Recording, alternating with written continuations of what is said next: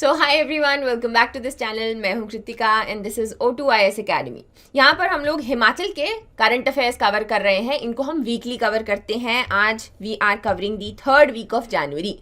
सो बहुत सारे important news जो है आज हम देखेंगे। एसर की रिपोर्ट आई, उसमें हिमाचल का क्या रैंक है, फिर कुछ अपॉइंटमेंट्स हैं, एज वेल एज बहुत सारी इस तरीके की इंपॉर्टेंट न्यूज़ हैं जो कि आपको प्री में एज वेल एज मेंस में दोनों में ही पूछी जा सकती हैं। तो हम लोग उनको जो है कवर करेंगे। इसको हम लोग वीकली कवर करते हैं। अलग से प्लेलिस्ट भी बना हुआ है। आने वाले टाइम में आप कोई भी वीडियो मिस ना करें, इसके लिए do subscribe and hit the bell icon. And then if you have further questions तो ऊपर दिए गए नंबर पर कॉल कर सकते हैं या फिर आप मुझे भी रीच कर सकते हैं। इन लेक्चर्स के PDF आपको मिलते हैं हमारी मोबाइल एप्लीकेशन पर। इसका लिंक डिस्क्रिप्शन बॉक्स में दिया गया है। वहाँ पर फ्री स्टडी मटेरियल में जाएंगे तो वहाँ पर अलग से फोल्डर बनेगा, वहाँ पर आपको इसके PDF जो है वो मिल जाएंगे।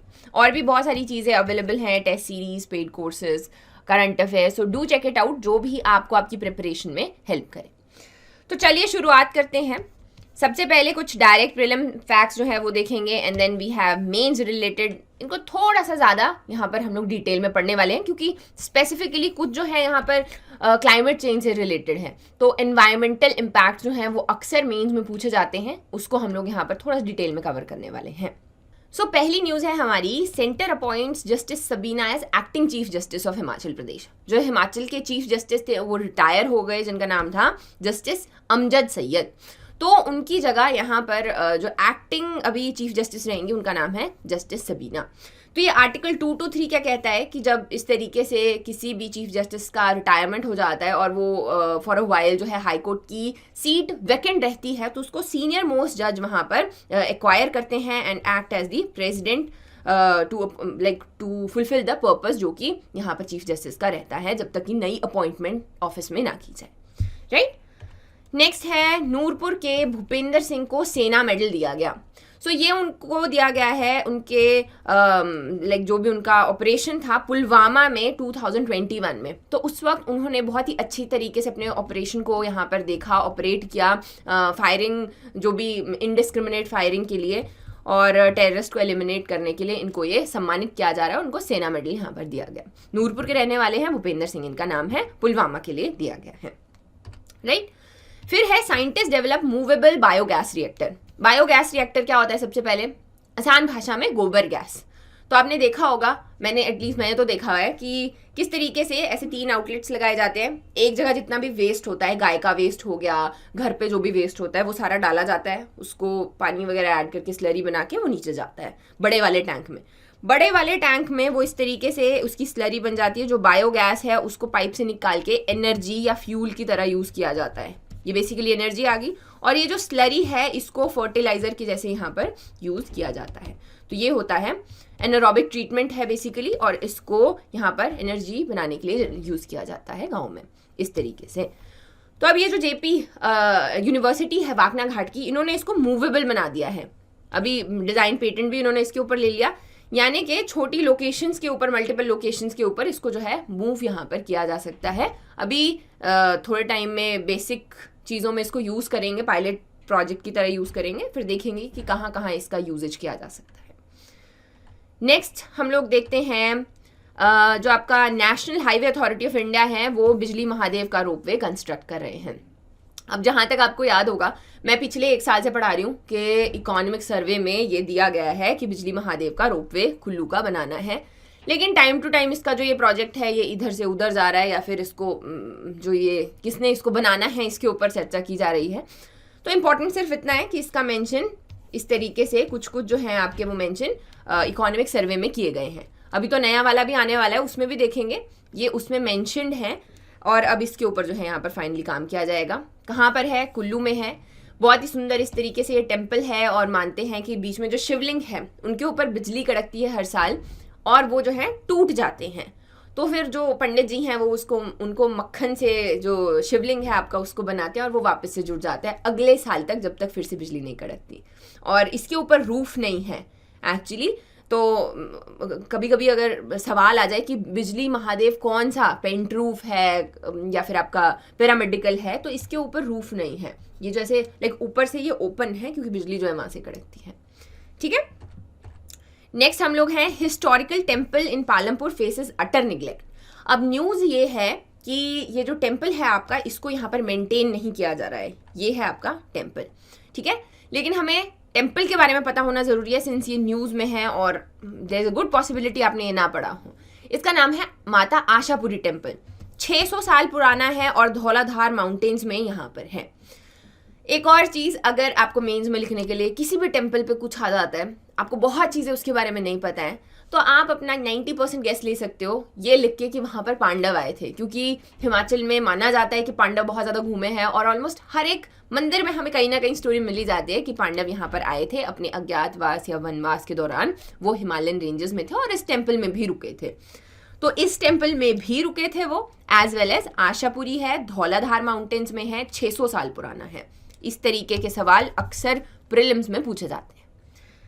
नेक्स्ट, छोटी काशी महोत्सव held in Mandi after 3 years। तो जैसा हम लोग जानते हैं कि मंडी को हम लोग छोटी काशी के नाम से जानते हैं। वहां पर अभी शिवधाम प्रोजेक्ट भी चल रहा है आपका। किसके ऊपर चल रहा है? कांगनी धार पे, कांगनी धार। तो ये एक सर्टेन हिल है जिसके ऊपर बनाने की बात कर रहे हैं। इसको छोटी काशी सबसे पहले कहते क्यों है? इसको कहते हैं क्योंकि ये ना वाराणसी के जैसे दिखता है। एक तो यहाँ पर जितने भी आपके मंदिर है वो मैक्सिमम शिव जी के हैं, और जैसे वाराणसी बसा हुआ है उसी तरीके से आपका मंडी जो है वो ब्यास के किनारे बसा हुआ है। तो यहाँ पर छोटे छोटे फैक्ट याद रखने हैं। किसके किनारे है? ब्यास के किनारे, वाराणसी की तरह, शिवधाम प्रोजेक्ट, कांगनी धार, ठीक है। तो वाराणसी के साथ में इसकी वो जो रिजेम्बलेंस है उसकी वजह से इसको हम लोग छोटी काशी कहते हैं। तो यहाँ पर ये फेस्टिवल मनाया गया, बहुत धूमधाम तरीके से पूजा हुई, बाकी सारी चीज़ें भी हुई। किसने ये ऑर्गेनाइज किया? So that becomes very important, that is NGO smile Himachal. Smile Himachal एक NGO है, उन्होंने बहुत तरीके से सेलिब्रेट किया गया। लुड्डी जो आपकी कुल्लू का डांस है, अलग अलग टाइप की नाटियाँ हैं ये जो यहाँ पर की जाती हैं, तो वो भी यहाँ पर की गई। और मंडी जो है अगेन वहाँ पर भी लुड्डी काफ़ी ज़्यादा फेमस है। 16 संस्कार, बहुत सारी चीज़ें जो है यहाँ पर प्रेजेंट की गई। चलिए आगे बढ़ते हैं। अगला है जी हमारा कि weather radar installed in Chamba and Mandi. तो जो आप एक अपना अलग से चैप्टर बना के बैठे हो ना डिजास्टर मैनेजमेंट का हिमाचल का, क्योंकि बहुत इंपॉर्टेंट है, तो उसी में इसको ऐड कर लेना है कि वेदर रेडार जो है वो चंबा और मंडी में इंस्टॉल किए जा रहे हैं। तो बेसिकली ये है क्या, ये काम करते हैं डॉपलर इफेक्ट पे। डॉपलर इफेक्ट अगर आपने साइंस पढ़ी है या 10th में भी आता है, 10th में क्या होता है कि एक ऑब्जेक्ट है उसका वेलोसिटी डेटा, उसका ऑब्जेक्ट का डिस्टेंस कितना है ट्रेन से, इस तरीके का। पूरी टेक्नोलॉजी में नहीं जाएंगे, पर उसी प्रिंसिपल को यूज करके जो है यहाँ पर ये रेडार सेट किए गए हैं कि थंडर स्टॉर्म या हेल स्टॉर्म का या हैवी जो रेन है उसका पहले फोरकास्ट यहाँ पर किया जा सके। अब क्या है, हिमाचल में जो आपका ये नेचुरल डिजास्टर है इसके काफ़ी ज़्यादा प्रोन है हिमाचल। अगर हम फ्लैश फ्लड्स की बात करते हैं तो वो भी, उसका मेन रीज़न क्या देखने को मिलता है हमें? रीज़न हमें यहीं पे बना देते हैं। तो रीज़न है जी इस तरीके से, ये है हिमाचल, पहाड़ों में है। तो क्या होता है, जब भी बहुत ज़्यादा बारिश होती है, सबसे पहले जिस तरीके की टोपोग्राफी है इट्स वेरी नेचुरल कि जो आपका मॉइस्चर है वो इस तरीके से ऊपर बढ़ेगा, बादल बनेंगे और बारिश होगी, है ना। तो यहाँ पे बारिश वैसे ही ज़्यादा होती है। फिर हमें हेल स्टॉर्म्स, आपके थंडर स्टॉर्म्स, ये सब देखने को मिलते हैं। क्लाउड बर्स्ट, जो आपका बादल फटना है, ये बहुत ज़्यादा कॉमन हो जाता है कुल्लू वाली, जो आपका अपर स्पेसिफिकली है वहाँ पर हायर हिल्स में, पीर पंजाल, धौलाधार, इन वाली रेंजेस में, राइट। तो इसके दौरान क्या है कि बहुत सारा जान माल का खतरा होता है। और जो आपके लोअर एरियाज हैं, जो अपर कैचमेंट एरिया है, वहाँ पर बेसिकली सोचा जाता है कि वो पानी होल्ड कर लेंगे, लेकिन लेक्स, नदी, नाले सब कुछ जब भर जाते हैं तो पानी जो है लोअर कैचमेंट में आता है और फनलिंग इफेक्ट बनता है, जिसकी वजह से हाई फ्लैश फ्लड्स हमें हिमाचल में देखने को मिलते हैं, स्पेसिफिकली शिवालिक्स में। ये सारा पानी नीचे आ जाता है। सो इसी के लिए ये जो आपके सिस्टम्स हैं, ये जो रेडार्स हैं, ये बहुत ज़्यादा इंपॉर्टेंट है। यहाँ पर डेटा इकट्ठा करेंगे, वक्त के साथ में जो है हैवी डैमेज ना हो उसको जो है यहाँ पर मेंटेन किया जा सकता है, अगर पहले से फोरकास्ट प्रॉपरली किया जाए। ये जो 2 डिस्ट्रिक्ट्स हैं वो इसमें कवर नहीं किए गए हैं, that is Kinnaur and Lahaul Spiti.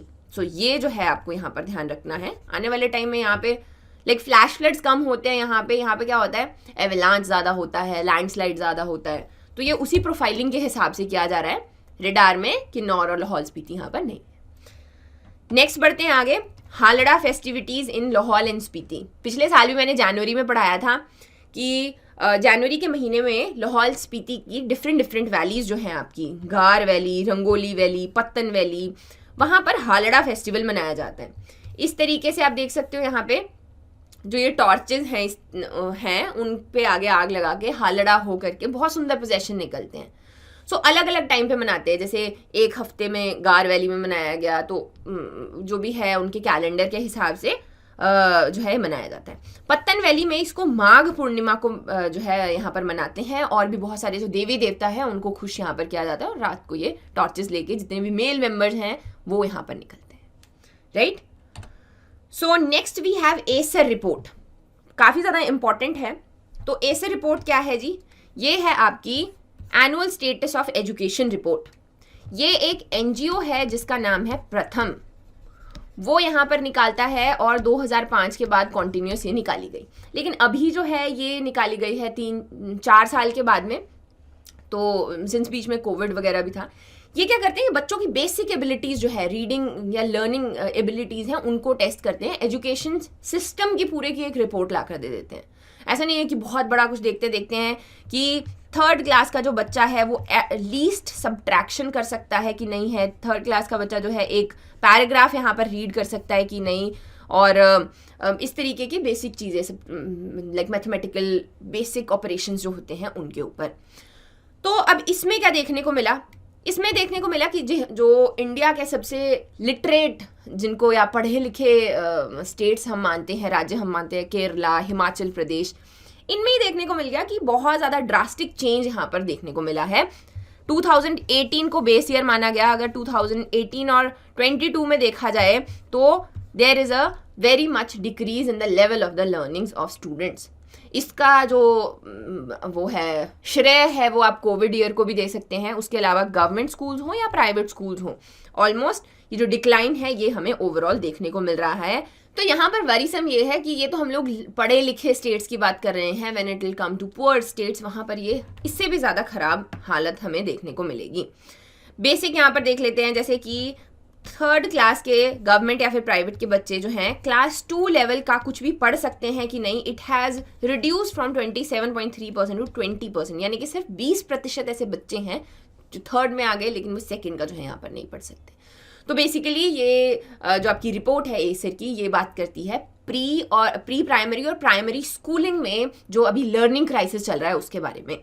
No doubt इसमें कोविड जो आपका साल है उसका भी है लेखा जोखा, लेकिन फिर भी अभी जो लर्निंग है उसके ऊपर बहुत ज़्यादा काम करने की ज़रूरत है। यहाँ पर ये गवर्नमेंट के लिए यहाँ पर एक रिपोर्ट निकाली जाती है ताकि वो यहाँ पर इस एरिया में काम कर सके एजुकेशन के ऊपर।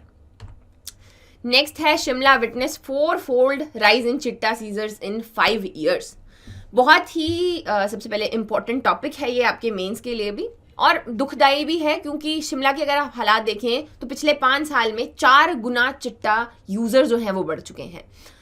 तो क्या है, जो अब्यूज़ है ड्रग्स का वो तो होता ही है, लेकिन यहाँ पर हमें इंटरनेशनल एंगल देखने को मिलता है। ये यहाँ पर अगर आप लोग देखेंगे तो गोल्डन क्रेसेंट इसको हम लोग कहते हैं, ईरान, अफगानिस्तान, पाकिस्तान, जहाँ पर लोअर ग्रेड ऑफ हेरोइन जो है यहाँ से आता है, और बॉर्डरिंग स्टेट्स जितने भी हैं, जम्मू एंड कश्मीर है, देन पंजाब, राजस्थान, हिमाचल प्रदेश, ये चारों में ही ड्रग पेडलिंग जो है यहाँ पर की जाती है। गवर्नमेंट ऑब्वियसली इसको यहाँ पर कंट्रोल करना चाहती है, बहुत तरीके के स्टेप्स भी लिए जाते हैं, लेकिन फिर भी हम लोग क्या देख रहे हैं कि राइजेस बहुत ज़्यादा हैं। तो ये तो हम लाइक अगेन ये वो वाले सेट्स हैं, डेटा सेट्स हैं जो हमारे पास में है। अभी भी बहुत सारा ऐसा यूज़र बेस होगा इस चिट्टे का जो कि हमारे पास स्टडीज़ में भी नहीं है। तो ये तो ऐसे लगता है कि हाँ ठीक है यूज़ करते हैं या ड्रग अब्यूज़ है, लेकिन we are talking here about एक I give you an example कि एक इंसान जिसके 3 बच्चे हैं छोटे छोटे, और वो जो है यहाँ पर चिट्टा का यूज़ करना शुरू करता है, अपना घर बार जो है उसमें खो देता है, उसके बाद में किसी दिन जो है किसी कोने में वो इसका ओवर यूज़ करके मर जाता है। सो आप देख सकते हो कि सोसाइटी के ऊपर इफेक्ट बनता है, जो पर्सनल लेवल है उस इंडिविजुअल का वो तो है ही, एज वेल एज सोसाइटल जो इश्यूज़ हैं वो भी इसके साथ बाहर उमड़ कर आते हैं। तो गवर्नमेंट को वेरियस स्टेप्स लेने की ज़रूरत है। और आपके आंसर की अगर मैं बात करूँ तो उसमें आप लिख सकते हैं कि प्रॉपर सर्वेलेंस जो है वो की जा रही है, नूरपुर को डिस्ट्रिक्ट आपका पुलिस डिस्ट्रिक्ट बनाया गया, डिफरेंट तरीके के यूजुअली इसके क्वेश्चंस अगर पूछे जाते हैं तो गवर्नमेंट के इनिशिएटिव्स पे ही पूछे जाते हैं, लेकिन फिर भी आपके पास में स्टैट्स जो हैं वो होने ज़रूरी हैं। तो आप वहाँ पर लिख सकते हैं कि जो हिमाचल की कैपिटल है शिमला, आउट ऑफ 250 166 अरेस्ट जो हैं वो आपके शिमला से किए गए हैं, कैपिटल से किए गए हैं। Hence the use has been increase by 4-fold। और जो इसका मेजर हम देखते हैं यूजेज है वो 18 to 35 ईयर्स के बीच में लोगों में है। तो हेंस इसके ऊपर एक केस स्टडी भी करने की ज़रूरत है और आने वाले टाइम में इसको कंट्रोल भी करना पड़ेगा, बिकॉज सोसाइटी जो है वो यहाँ पर रुक जाती है क्योंकि यंगर पॉपुलेशन है basically. So hence the news. चलिए आगे बढ़ते हैं। सोलन में QR कोडिंग जो है वो मैंडेटरी कर दी गई फार्मा इंग्रेडिएंट्स के ऊपर। आसान भाषा में कहूँ तो अगर आप कोई भी चीज़ खरीदते हो तो उसमें कुछ पीछे इंग्रेडिएंट्स लिखे होते हैं और उसमें एटसेट्रा करके या एंड अदर थिंग्स या अदर करके जो है चीज़ें मेंशन की जा सकती हैं, लेकिन when it comes to pharma ingredients वहाँ पर हर चीज़ को वहाँ पर लिखना पड़ेगा। तो इससे बहुत सारे फ़ायदे होने वाले हैं। सबसे पहले तो एक मेडिसिन में एक चीज़ डलती है जो होता है API, जिसको हम KSM भी कहते हैं, की स्टार्टिंग मटेरियल हो गया या एक्टिव फार्मास्यूटिकल इंग्रेडिएंट हो गया। फिर आते हैं इसमें DI जिनको हम कहते हैं ड्रग इंटरमीडिएट। तो क्या है ये जो API है, इसके लिए हमने बल्क ड्रग पार्क भी खोले हैं, पूरे भारतवर्ष में 3 खुले हैं जिनमें से एक हिमाचल में है।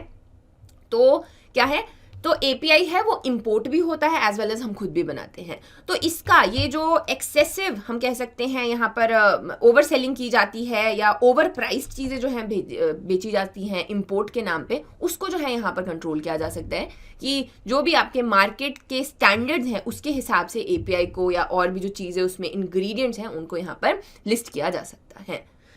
नेक्स्ट न्यूज़ आ गई हमारी, notice issue to Arki plant for flouting pollution norms. तो बेसिकली ये अल्ट्राटेक की बात हो रही है जो बागा में है। तो ये नोटिस इनको दिया गया क्योंकि जो भी स्टैंडर्ड्स थे प्रॉपर एनवायरनमेंट के, जितना इनका एमिशन है उसको ये पूरा नहीं कर पा रहे थे। अभी की भी अगर बात की जाए तो हुआ क्या कि अडानीज ग्रुप ने आपका जो होलसिम है उसके प्लांट्स को बरमाणा में और दाड़लाघाट में उसको एक्वायर किया। फिर उनके बीच में ट्रक यूनियंस के बीच में उनके बीच में नेगोशिएशंस कुछ होने थे, तो प्लांट जो है वो बंद हो गए। सारा प्रेशर आया अल्ट्राटेक के ऊपर, तो क्योंकि पूरा नॉर्थ का जितना भी सीमेंट का प्रोडक्शन है अब उसकी रिक्वायरमेंट को पूरा जो करना है, तो इस तरीके से इनको पॉल्यूशन नॉर्म्स को वॉयलेट करने के लिए इनके ऊपर जो है नोटिस दिया गया है। NGT अपने फाइन्स रिकवर करेगा, कॉम्पनसेशन लेगा। तो एनवायरमेंटल और सोशल इम्पैक्ट्स हमें सीमेंट इंडस्ट्रीज़ के यहाँ पर देखने को मिलते हैं कि ये ग्रीन हाउस गैसेस किस तरीके से यहाँ पर जनरेट करते हैं, इनको एमिशंस को किस तरीके से इंफ्रास्ट्रक्चर को इंस्टॉल करने की ज़रूरत है ताकि यहाँ पर उसको कंट्रोल किया जा सके। ये आपके पढ़ने के लिए, ये आपने पढ़ लेना है आराम से, प्रॉपर एनवायरनमेंट का जो है। बाकी न्यूज़ जो है वो मैंने कवर कर दी। Next is food processing unit in Amb में एक नया यहाँ पर फूड प्रोसेसिंग यूनिट जो है खोला गया है। ड्रैगन फ्रूट की फार्मिंग ऊना में की जा रही है। फाइनली उसके भी 500 सैपलिंग्स जो हैं यहाँ पर लगाए गए। तो बेसिकली ये प्रोजेक्ट है एक जिसके अंडर सब कुछ हो रहा है, उसका नाम है Himachal Pradesh horticulture development project. World Bank इसको फंड कर रहा है। बेसिक आइडिया है सबसे पहला हॉर्टिकल्चरल प्रोडक्शन करना, वैल्यू एडिशन करना, फिर उसमें जो है marketing, development and project management. तो स्टेप बाय स्टेप है कि सबसे पहले प्रोडक्शन की जाएगी, फिर उसको किस तरीके से उसमें वैल्यू ऐड की जाए, देन आगे हम लोग उसकी मार्केट वैल्यू बनाएंगे और फिर प्रोजेक्ट मैनेजमेंट जो है प्रॉपर होगी। सो इस तरीके से ये यहाँ पर काम कर रहा है। एंड इसी में आपका जो ड्रैगन फ्रूट कल्टिवेशन है वो भी आता है, एज वेल एज और फूड प्रोसेसिंग पार्ट जो है वो भी यहाँ पर इसके लिए खोला गया है। नेक्स्ट है जी 9 villages in Kullu district go silent for 42 days in appease a DT। Very interesting. तो कुल्लू में जो आपके गौतम ऋषि हैं उनको खुश करने के लिए मकर संक्रांति के दिन 9 ऐसे गांव हैं जो कि 42 डेज के लिए मौन व्रत धारण करते हैं। इसके बीच में कोई भी आपका जो लैंड है उसको यहाँ पर बोया नहीं जाता, कोई भी पूजा नहीं की जाती, ज़्यादा शोर नहीं मचाया जाता, लोग जो है मेडिटेट करते हैं, आवाज़ नहीं करते हैं, ताकि जो गौतम ऋषि हैं वो उनको यहाँ पर खुश रख सकें। बेसिकली माना जाता है कि सप्त ऋषियों में से एक थे गौतम ऋषि और वो कुछ वक्त के लिए स्वर्ग जाते हैं काउंसिल में बैठने के लिए, तो उतने दिन तक ये जो 9 गाँव हैं यहाँ पर मौन व्रत धारण करते हैं। तो वेरी ब्यूटिफुल ये आपके वो सारे गाँव हैं। इनफैक्ट यहाँ पर मंदिर भी बना हुआ है जो आपका गोशल या गोशाल विलेज है मनाली सब डिवीजन का, वहाँ पर गौतम ऋषि का यहाँ टेम्पल भी बना हुआ है। नेक्स्ट है over 200 to take part in skiing and snowboarding championship. तो जनवरी 26 से 28 फिर से भी पढ़ेंगे इसको। यहाँ सोलांग वैली में जो है स्नो बोर्डिंग चैंपियनशिप यहाँ पर ऑर्गेनाइज की गई। एंड अगेन जो हम लोग कोशिश क्या कर रहे हैं कि लाहौल हो गया, आपका कुल्लू है, किन्नौर है, जहाँ पर बहुत ज़्यादा बर्फ़बारी होती है, उनको किसी भी नेशनल या इंटरनेशनल इवेंट के लिए एक डेस्टिनेशन बनाया जाए। क्योंकि आइस स्केटिंग हो गई, फिर ये स्नो बोर्डिंग है, स्कीइंग है, तो इसके लिए हिमाचल को एक अच्छी डेस्टिनेशन यहाँ पर बनाया जा सकता है। क्या होगा, टूरिज्म अट्रैक्ट होगा और इस तरीके के बड़े इवेंट से विंटर स्पोर्ट्स यहाँ पर हमें देखने को मिलेंगे। नेक्स्ट है Bhuntar airport rank 5th in customer satisfaction. दो यहाँ से जाती तो एक ही फ्लाइट है, भुंतर से दिल्ली रोज़ जाती है, लेकिन वहाँ पर कस्टमर सेटिस्फेक्शन है जो कि कस्टमर सेटिस्फेक्शन इंडेक्स में दिया गया यहाँ पर, तो भुंतर जो है 5th प्लेस पर यहाँ पर आया है। नेक्स्ट है farm sector to be second largest user of drones in 5 years। पहला कौन सा रहेगा? सो ये आप कमेंट करके बताएंगे मुझे, पूरी न्यूज़ में कहीं नहीं था लेकिन आप बताओगे। दूसरा जो है वो फार्म सेक्टर रहेगा जी। जितना भी फर्टिलाइजर्स है, मॉनिटरिंग है लैंड की, सॉइल टेस्टिंग है, ये सब कुछ जो है यहाँ पर ड्रोन्स के थ्रू किया जा सकता है। Nutrient application, disease control. So आने वाले टाइम में again Himachal being a very progressive state in the technology like drone, we are seeing, हम लोग यहाँ पर हमारा ड्रोन स्कूल है, ड्रोन पॉलिसी निकल कर आई है, तो इसका यूजेज जो है हम लोग अपने फार्म सेक्टर में ज़रूर बढ़ाएंगे। स्पेसिफिकली टोपोग्राफी की वजह से काफ़ी ज़्यादा हेल्प हो सकता है। 42 रेसलर्स शो स्किल्स इन खेल महाकुंभ। तो खेल महाकुंभ जो है हमीरपुर में यहाँ पर ऑर्गेनाइज किया गया और यहाँ पर जो यूनियन मिनिस्टर हैं information and broadcasting youth affairs के अनुराग ठाकुर जी, वो यहाँ पर आए और इन प्लेयर्स को उन्होंने उत्साहित किया, एज वेल एज इस मेगा इवेंट का जो कैश प्राइज है वो 50 लाख के आसपास में था। तो ये मेन आइडिया है लोगों में जो स्पोर्ट्स की स्पिरिट है उसको यहाँ पर बढ़ाने का। स्पोर्ट्स मिनिस्टर भी हैं, प्रमोट भी करते हैं, एज वेल एज याद रखना है कि खेल महाकुंभ कहाँ पर हुआ, ये हुआ आपका हमीरपुर में। लास्ट तो नहीं है, आई थिंक इसके बाद में एक और न्यूज़ है पर इंपॉर्टेंट बहुत ज़्यादा है। Snow cover in Himachal Pradesh shrinks by 18.5%। तो ये आपकी जो environment science and technology department है उन्होंने एक स्टडी की, सैटेलाइट व्यू से देखा तो देखने को मिला कि हिमाचल में जितने भी आपका स्नो गिरा करती थी, कवर एरिया थे, it has decrease by 18.5%। So that is worrisome. जब भी हम लोग एनवायरनमेंट के बारे में इसमें बात करते हैं, मैंने डिटेल में पहले भी बताया कि बहुत पहले बात शुरू हुई जब आपका हमने बहुत सारे आपका स्टॉकहोम कन्वेंशन देखा, फिर एक एक करके लोगों ऑल ओवर द ग्लोब जो है कि क्लाइमेट चेंज जो है वो असली चीज़ है। और जितने भी आपके पोलर कैप्स हैं या फिर जितने मेजर ये माउंटेन रेंजेस हैं, हिमालयस इंक्लूडिंग, ये जो है यहाँ पर मेल्ट करेंगे विद टाइम। तो हिमाचल को भी हम देखते हैं, रावी, सतलुज, चिनाब, इनका जो एरिया है which comes under the snow वो यहाँ पर कम हो चुका है। होगा क्या? तो हिमाचल में है 800 ग्लेशियर्स, उन्हीं से मेजर रिवर जो है वो क्या करती हैं, उनको फीड करती हैं।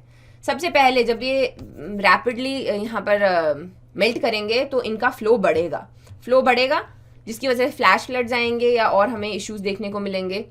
फिर जब ये पूरा का पूरा मेल्ट कर जाएगा विच इज़ बाय 2050 या 2090 तक हम लोग कहते हैं कि बिल्कुल ग्लेशियर्स खत्म हो जाएंगे, तो ये पानी जो है ये भी सूख जाएगा और फिर डेजर्टिफिकेशन की तरफ बढ़ेगा। ओवरऑल हम लोग बात करते हैं कि हम लोग को 2 डिग्री सेल्सियस का जो इंक्रीज है उससे नीचे ग्लोब का पूरा टेम्परेचर रखना है। हिमालयस की अगर हम लोग बात करते हैं तो पिछले 20 साल में the temperature has increased by like 1 degree जो है वो यहाँ पर हो चुका है। तो इसके ऊपर काम करने की ज़रूरत है और ये वाला जो डेटा है इसको भी आप कोट कर सकते हैं। एक एक नदी को हम लोग यहाँ पर देख सकते हैं, जैसे कि ब्यास, स्पेसिफिकली ब्यास, रावी और चेनाब आ गई आपकी। देन सतलुज भी है नो डाउट, बट ये जो 3 ऊपर की नदियाँ हैं स्पेसिफिकली यहाँ पर ये ऐसे करके आपके धौलाधार, ऐसे करके आते हैं आपके धौलाधार, यहाँ से पीर पंजाल और इस तरीके से ग्रेट हिमालयन रेंज, रेड ये दिख नहीं रहा, तो इस तरीके से वो आता है ना। तो यहाँ पर ये जो आपके मैंने एरियाज बनाए हैं यहाँ पर हमें मेजर आपके ग्लेशियर्स ही देखने को मिलते हैं। ये ग्लेशियर्स जो हैं यहाँ पर फीड कर रहे हैं अभी सिंस टेम्परेचर राइज कर रहा है, तो ग्लेशियर लेक्स देखने को मिल रहे हैं। लास्ट न्यूज़ है, climate scientist worry as sun tourism catches up fast in Himachal Pradesh. Sun tourism क्या है? तो अब क्या है, आसपास के एरियाज जो कि हैं हरियाणा, चंडीगढ़, दिल्ली, यहाँ पे फॉग रहती है बहुत सारे टाइम पे, स्पेसिफिकली आपका दिसंबर हो गया, जनवरी एंड फरवरी। तो लोग जो हैं सूरज देखने के लिए या धूप सेकने के लिए कहाँ आते हैं, हिमाचल की तरफ बढ़ते हैं। कसौली इज़ वेरी, ऐसा लगता है कि बस ऐसे शाम को जाकर आ जाएंगे टाइप।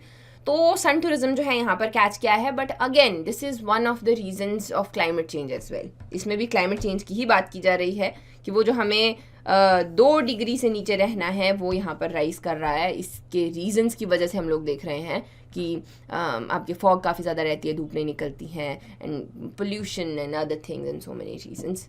सो ये नेशनल और इंटरनेशनल फ्रेमवर्क जब आप पढ़ोगे तो उसमें आप डिटेल में पढ़ोगे। मैं स्पेसिफिकली सिर्फ हिमाचल का डेटा यहाँ पर जो है मेंशन कर रही हूँ। And that is it for today. I hope आपको ये वीडियो पसंद आया होगा। Do like, share and subscribe, and thank you for watching.